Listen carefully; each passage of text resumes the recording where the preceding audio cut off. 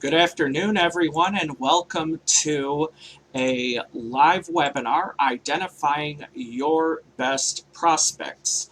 So during today's workshop and webinar, we are going to talk about some of the finer points of identifying who your best prospects are so that you can move forward with building your online marketing campaign and social media presence based around what's going to work for that audience. So top level overview of what we'll discuss today, why it's important to understand who your customers are. And I kind of covered on that a little bit here at the beginning. So let's keep going here. We're going to talk about how to build your customer profile. So understanding who your best prospects are means that there is a need to be able to create profiles and understand who your target audience is. And, there's a reason why they purchase your product or service. So we'll talk about that. Next, we have where to gather data. So building profiles takes a little bit of time, and we'll talk about what methods you could use to be able to assemble those profiles. We'll also talk about data collection, retention, and CRMs. So this is a really important point that we'll spend plenty of time discussing today. And then how to keep profile data up to date. So from time to time, customers change, and sometimes your audience may shift over time. So we'll talk about how to keep all of that stuff in order. So let's talk about first why it's important to understand your customers. Uh, Building those customer profiles gives you the ability to see what your audience looks like. This is where you think about why that customer purchases the products or services from you, what things each of those customers has in common, the value or relief or benefits that they gain by owning the product or service, so that once you understand who your customers are, you can then focus on building your presence online. And I emphasize presence because in this day and age, if you're not online, you're not visible. And currently, here as of June 11th, here in Indianapolis, there's still a lot of face to face interaction that is not a part of business anymore. So, understanding who your customers are gives you the ability to focus on which areas or platforms you should focus on building your presence on. Understanding your customer and what platforms they use allows you to build more meaningful marketing data. So I'll give you a great example. An entity like McDonald's, you see very little screen time for the sandwich that they're selling, but you see a lot of screen time of the smiling face. They approach it from the angle of a family that eats the food together. So it's an example about they understand who their audience is, why they're purchasing the product, and then propose it in a story format rather than a here, look at the sandwich that we're serving you.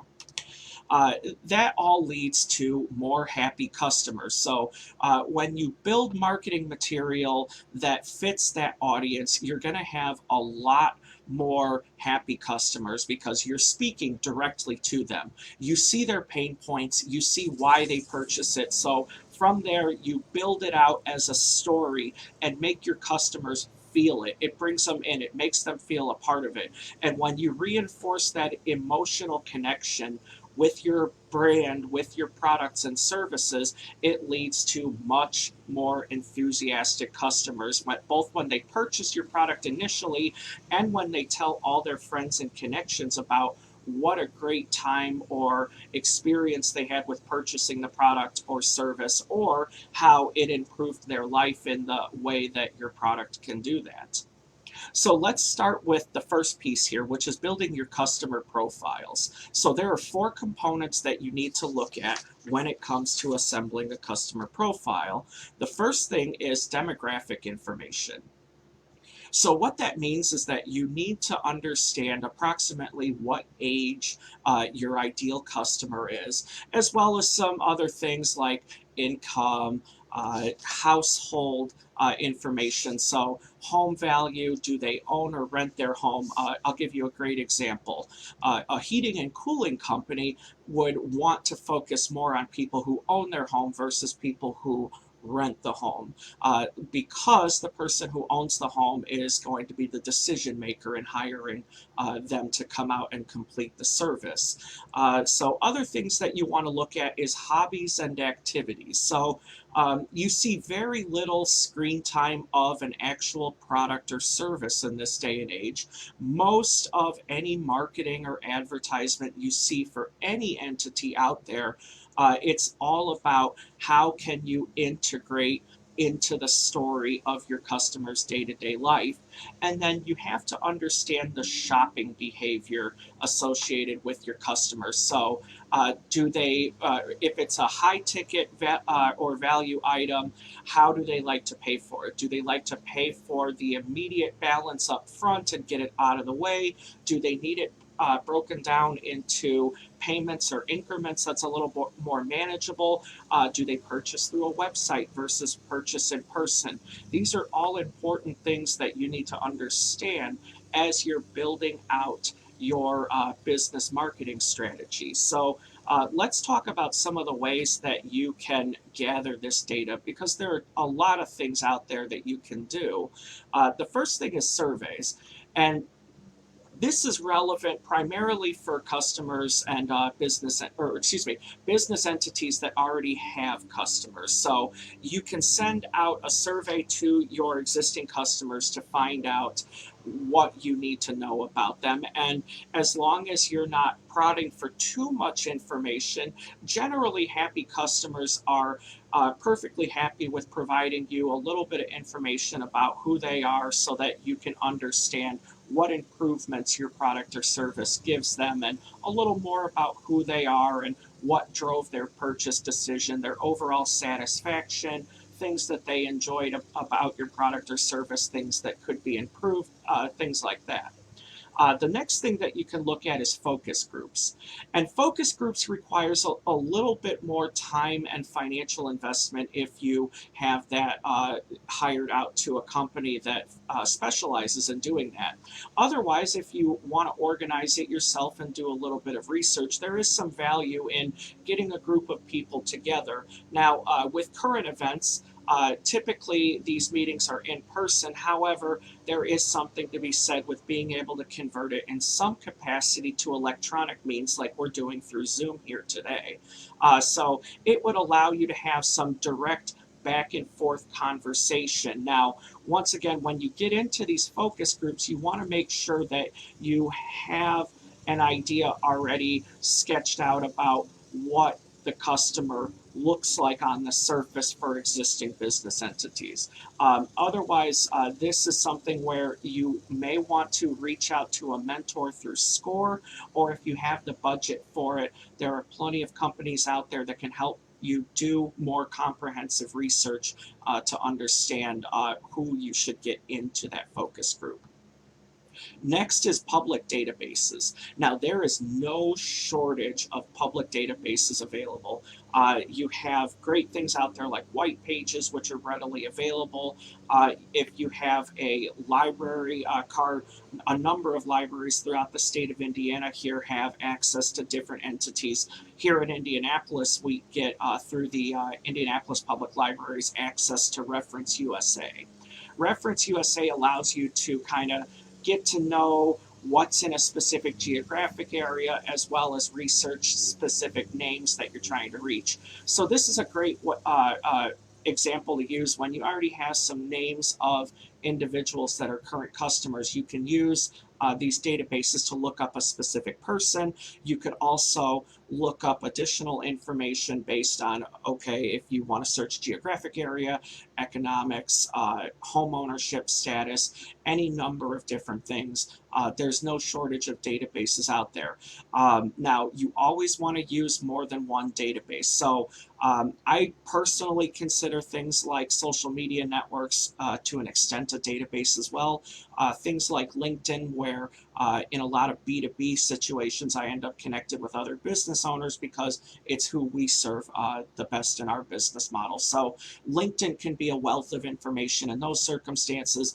Other things like Facebook is also a great source of info. Another entity that you can use is firsthand knowledge. So if you have a good working relationship with some customers already, you've gotten to know them a little better, and you can kind of think and be able to jot down some of the immediate things about who your customers are.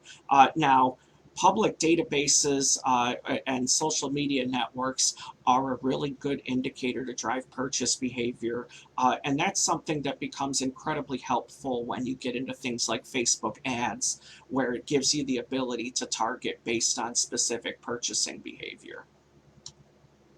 So all of this data that you collect should be logged into a CRM. And so CRM is an acronym, and what it stands for is Customer Relationship Manager.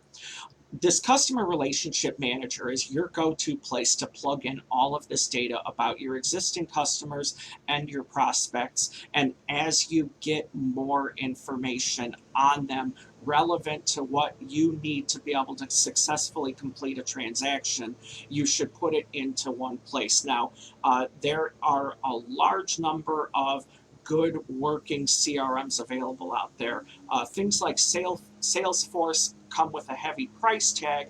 However, they are effective in being able to build it out, though it requires some specific programming and configuration. It gets a little technical. Other out-of-the-box solutions can work either directly in the cloud, or you can install them as a plugin into your website. So depending on what your industry is and your specific needs, you may want to choose something directly tailored to your industry. Now, with that said, if you're using a basic email marketing service such as MailChimp, that does meet the basic criteria of what a CRM does, and it has a lot of functions where you can automate things. So this allows you to create scenarios within the buying process of your prospects over to becoming customers. But you can also look at things as a way of storing information about interactions you had with them. So a lot of business models and sales timelines don't always close the transaction in the first interaction. So it's a good idea to make sure that as you have those interactions, that you are logging them into your CRM. What this means is that if there's a little bit of time between interactions with that prospect, or even with existing customers, you can go back and look and see a detailed list of every interaction you've had, so that you can kind of place where they are in the buying process before you reach out to them. Now, one thing about a CRM that's very, very useful, especially to small business owners, is the ability to create automated mail campaigns. So these are emails sent out by your CRM out to customers who meet the criteria that you set within your email marketing campaigns, drip campaigns, funnels, landing pages, all of this stuff. Little pieces can be fed to that prospect until they are ready to make a purchasing decision. Now, the practice as far as creating these campaigns, it's better to create a lot more smaller campaigns that are specifically targeted to each segment in your audience, rather than one giant email campaign. What that's going to do by splitting it up is help you tailor that experience in your marketing material, in those email messages, and any offer that accompanies it. That allows you the ability to help speak directly to them, which is ultimately going to lead to more enthusiastic purchases with the right prospect. So with all of that, we need to address something very important called data collection and retention. So this is a very, very important element to consider with any kind of data collection in understanding your customers or prospects and saving any data related to your transactions with them. Depending on your industry or where your business or your customers are located, you may be subject to special rules or laws regarding how to protect and retain, or when to eliminate that data. A great example of that is GDPR in the European Union. It is a very restrictive data security measure that requires businesses to safeguard any data that they collect, as well as making sure that nothing is identifiable and just overall making sure that you're not letting that data fall into the wrong hands. Now, here in the United States, California has some fairly restrictive laws around data collection and retention that is close to GDPR, but not quite as comprehensive. Now, over time, that is probably going to get a lot more restrictive as we have a better understanding in an e-commerce world what all data is collected by different businesses. Now, also with that, depending on your industry, you may be subject to other regulations. A great example of that is any industry that falls under HIPAA compliance. If you fall under HIPAA compliance, there are some very restrictive measures that are in place regarding how protected your client's data is. So make sure that both when you're collecting any data to understand your audience, or you have any data relating to your customers, clients, anyone, make sure that you are handling it in a way in accordance with any rules, laws, or regulations with it. The consequences of not doing so could be catastrophic. So, with that, it's always important to only collect the data that you need to be able to create effective marketing material and be able to provide a good experience to them as they become customers. Do not collect any data that you do not need. So, as far as data retention goes, depending on what the timeline and what the cycle is for your customers, you may not need to keep that data forever. So, for example, a rule that I like to follow here with any kind of data or information that we save for a client, whether it's material they send us or material we create, once they have no longer worked with us for a year, we purge that information. So there's no reason to hold on to it anymore. And even if that person resurfaces as a customer again in the future, for the ability of keeping that data up to date, you want to make sure you're doing it fresh if there's been a lapse in that customer relationship. So keep that in mind. Even if you know you haven't lost that customer forever, especially if there's an extended time period that they're not going to be working with you, just go ahead and eliminate that information if it's not going to be relevant to working with them again. So other things to keep in mind as you research who your customers are, you want to make sure that you're doing this on a regular basis, because even with customers that stay with you and work with you over time, there are things that change. A great example is maybe someone is renting when they first start working with you, but now they've purchased a home. Well, with that comes a lot of other changes in their purchase behavior.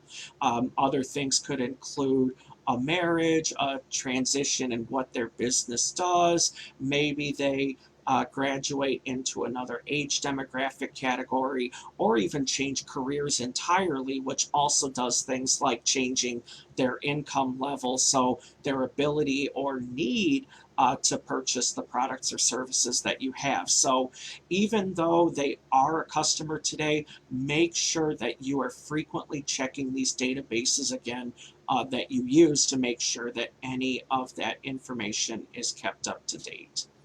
So with that, what I would like to do is open it up. We have Christian Tombers, who's here in our webinar with us. So Christian, we will give you the first opportunity if you have any questions. Yeah, thank you, Rand. I've got actually two questions. I am, well, this way to put it, how do I avoid prejudging? Am I missing out on potential customers by prejudging who my customer is? An example would be, I might think that they can't afford my product or service, and then in reality, it turns out they can. So what's the best way to filter out the prejudgment that we might have in putting together a customer list? So, doing your due diligence, make sure that you understand each unique circumstance under which a successful transaction was conducted in your business. And inside of that, you may find different segments of your audience. The more happy customers you already have, the more profiles you can start with, the easier it is to see some of these patterns. So, as you go further along, you'll get better at it. But in doing so, if you're using a database like Reference USA, for example, a lot of the time you can already see what that overall income for their household is. For example, if it's something large and requires a higher upfront investment in the project or product or service. So just make sure that before you contact anyone that you've slept on it, that you've researched it, that you look at every side of the conversation you can. Okay. Another question I have that you may have already answered is who should I absolutely not have as a customer that could just be a pain in the neck in the future, whether it be somebody coming on new or somebody I've had in the past? Well, so ultimately, the best thing you can do as a business owner is be upfront with someone if they're just not a good fit. And I say this even if you don't feel comfortable per se in working with a customer, be honest with them up front. It's going to reflect better on you to tell them up front you're not willing to take their money because you don't think they're a good fit versus you take them on anyway and they're just never going to be happy with your products or services. Now, inside of that, if you're working with the client and the relationship there just isn't working, they don't feel like they're getting the value out of the products or services, or you don't feel completely fulfilled or able to meet their needs, then it's okay. The sooner you tell them, the better it's going to work out for you, and the less likely it's going to be that you'll have the negative reviews and fallout that come with it. Okay. What are your thoughts about brainstorming with somebody else, either a coach or a mentor or some other business person within the same industry, so that we're not letting things fall through the cracks? Well, absolutely.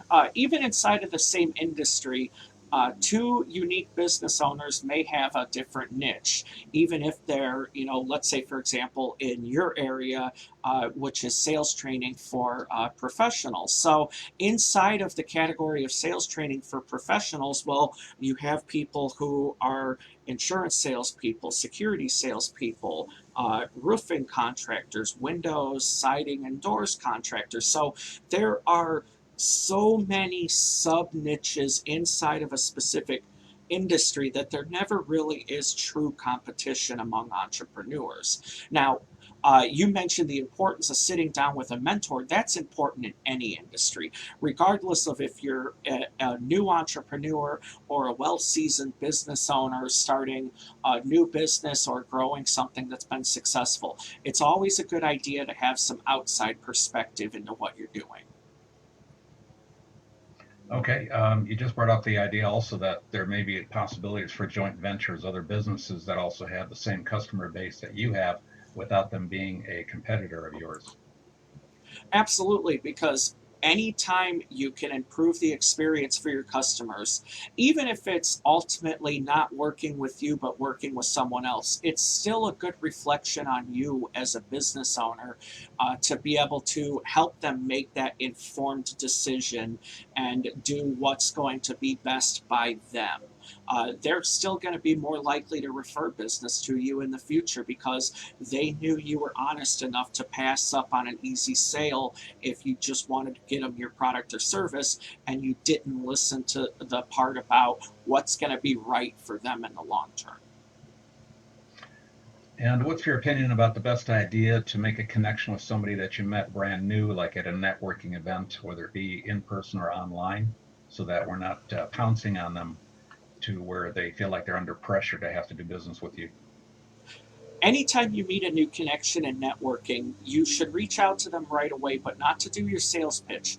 just kind of a casual get to know each other. So if you can put an hour on your calendar together where you're able to have that first time meeting, make sure that the time is evenly split between talking about what you do professionally and talking about what that other person does professionally.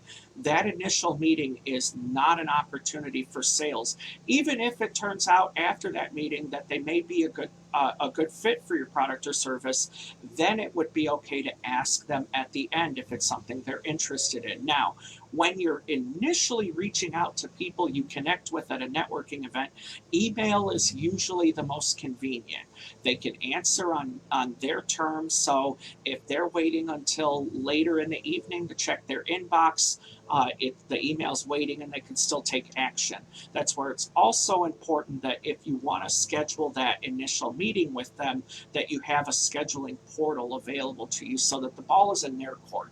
You've made the offer to sit down and grab coffee or meet through Zoom or however you would like to conduct that first meeting. Then it would be up to them to take action and put it on the calendar. That way you're not going back and forth about, well, my Thursday would be okay next week, and you respond with, oh no, I have a client I'm working with. So it would help you avoid a lot of that back and forth. And in that back and forth, there's a lot of frustration that can build up, which may result in that person just kind of going AWOL on you and never being able to make that connection successfully. Ryan, what do you suggest be the frequency of follow up once you make your first contact?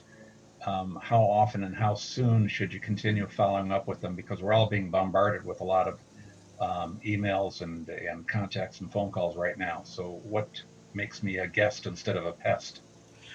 So make sure that the only time you're reaching out to them is when you can provide value. And that extends to marketing campaigns because that's really important right now. Email is king, it's the easiest way to get in front of people, but make sure that you don't pull the trigger on the campaign until you know what first your overall outcome you expect from the communication is.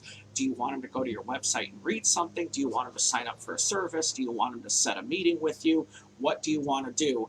And then once you understand that, write it in a way that sounds appealing to them, like it's a good investment of their time, both to continue reading the message or listening to it or watching it, and then give them an offer that they just can't refuse or can't resist at the end of it.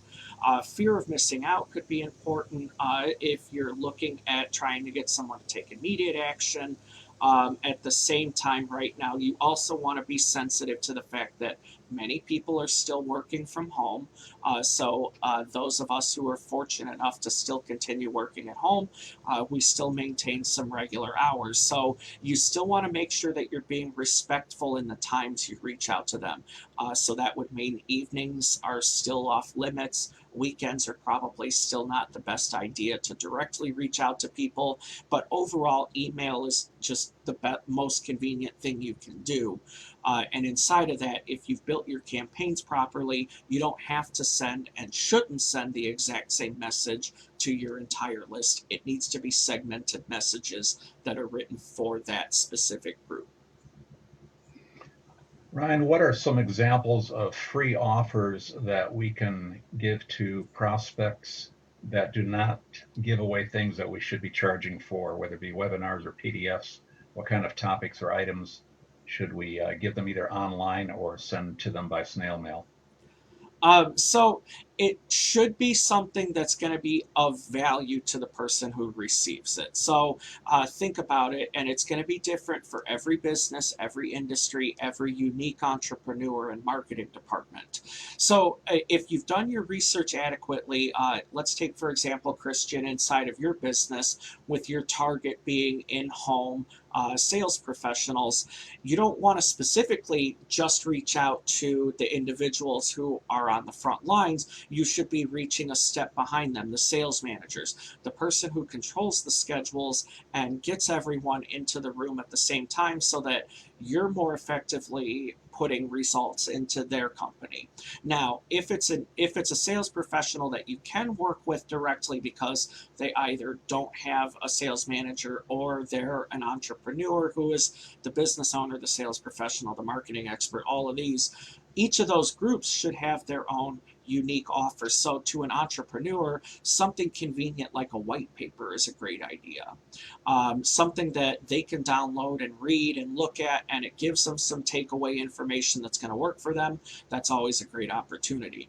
Now, from the other end of that, to someone who's a sales manager, your special offer might be scheduling a phone call with them because they sit in a desk in the office. They will be able to take some time and they can give you an overall view for the entire company of what usually hangs their team up on completing the successful sales. So keep in mind, the fewer people that are in the company, the less time they have to devote to being able to spend time that doesn't directly have a value to their business. Okay. Last question I can think of right now is what kind of geographic limitation should I put upon myself? And this could also depend on whatever business I'm in, because some people can only work in a certain territory. And is there any thoughts on that? Geographic limitations on who my prospect should be? It depends on how you're wanting to render the services. So, for example, since I know you're trying to get all of your sales classes recorded, um, really your target audience can be anyone who understands English and who is a sales professional. Now, if you're looking for webinars, it's typically a good idea to focus a little more on a geographic area, especially since a lot of your contacts are already face to face networking interactions you've made. So, start with the people you already know and get to understand who they are. Start with them and then see what's going to work for you as you continue to grow. Now, keep in mind that here in the United States, California has some more restrictive data collection laws. So you want to be mindful of that in any kind of data you require to, for example, download the white paper or make a purchase through your website. So look at that. As of right now, international wise, you should really sit down and talk to a mentor and talk to someone with international business legal expertise, because I can't appropriately answer how soon or if you should tread into that. I know there's a lot of other regulations in international commerce, and it's just perfectly honestly with you beyond my expertise. And along those same lines, I'm sure it's important to give everybody an option to opt out and to honor the opt out option. In other words, if they say, don't send me any more emails, don't send them any more emails. Absolutely. So it's actually legally required that every email communication you send out that is through a email marketing platform, that you have a button to opt out. Other U.S. law requires that you put your business name, your business address, or contact information in there. So, for businesses that don't have a physical address, if you have a P.O. box, that's a good idea there.